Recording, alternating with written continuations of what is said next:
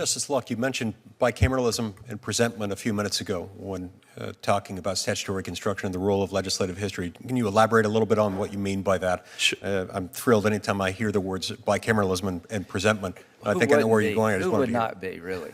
Right. Sure, Senator. Speak of little else on this committee. Senator Grassley asked me about legislative history, and I think among some problems with legislative history, one of it is a constitutional problem, and that is that, let's say a floor statement. A single floor statement by a senator, for example, has not been approved as the law of the Senate. It has not gone through bicameralism, meaning both houses passed that statement by a majority vote, and it has not been presented to the president and signed by the president. And so if it hasn't gone through that process, it's hard to call that law, especially when you have text which tells us what that law is. And so you haven't rung the legislative bell unless or until both houses of Congress have acted on the same finely wrought language and then presented it to the president. It's a much better way to put it, Senator, yes. Justice Lagoa, so you and Justice Luck both serve on the Florida Supreme Court currently. That's a 7-member court, is that correct? Yes, it is, and, Senator. and you sit as a body rather than in separate 3-member panels Yes. within that court. If you're both confirmed, you'll both be serving on the U.S. Court of Appeals for the 11th Circuit, which typically sits in 3-judge panels, randomly selected from among and between them. You'll be bound to follow U.S. Supreme Court precedent, and where it exists, you'll also follow 11th Circuit precedent. Under some circumstances, you'll be in a position to vote on deciding whether the entire 11th Circuit should consider a matter en banc, so as to review precedent. What are the kinds of circumstances that might guide your determination on whether to support review in such case? Thank you, Senator, for that question. But you know that Justice Luck and I also sat together at the 3rd District Court of Appeal. It's fantastic. He's been following me around. Yeah. Well, hopefully... Yeah, he's getting away with murder today. All he's saying what she said. Yeah, perhaps we should call each of you as witnesses on each other's nomination.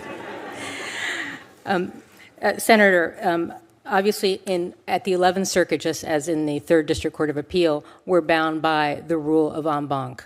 And in the 11th Circuit, the first thing that I have to look for is exceptional circumstances, and that's one of the bases for deciding whether to take a case en banc. The case has to be of exceptional circumstance. Thank you.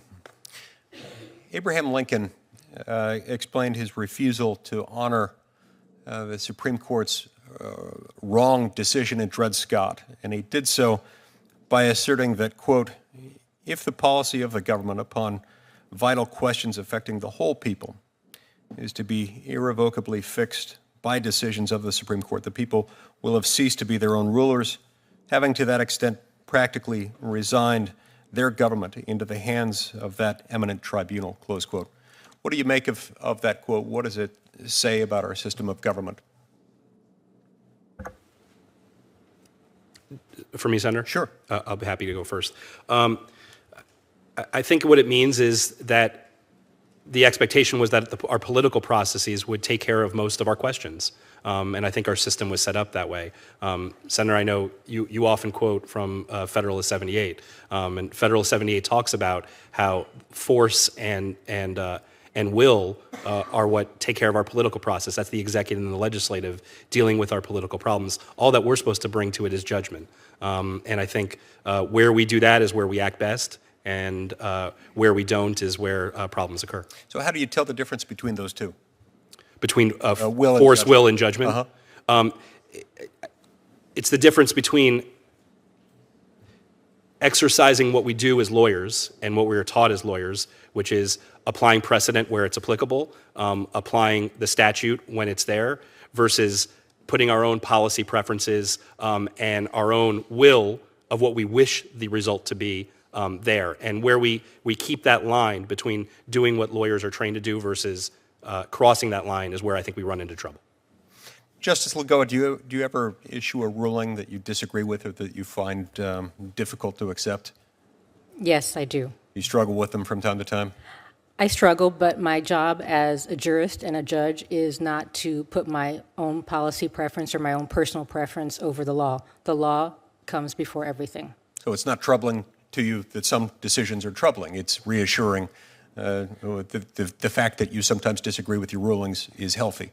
Well, I think Justice Scalia and Justice Gorsuch have a saying, which is, if you're a judge and you agree with every single decision that you've ever written, then you're not doing your job as a judge.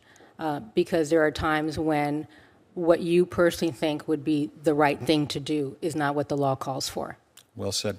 Thank you, Mr. Chairman. Thanks to both of you. Thank you. Senator Holloway. Thank you, Mr. Chairman. And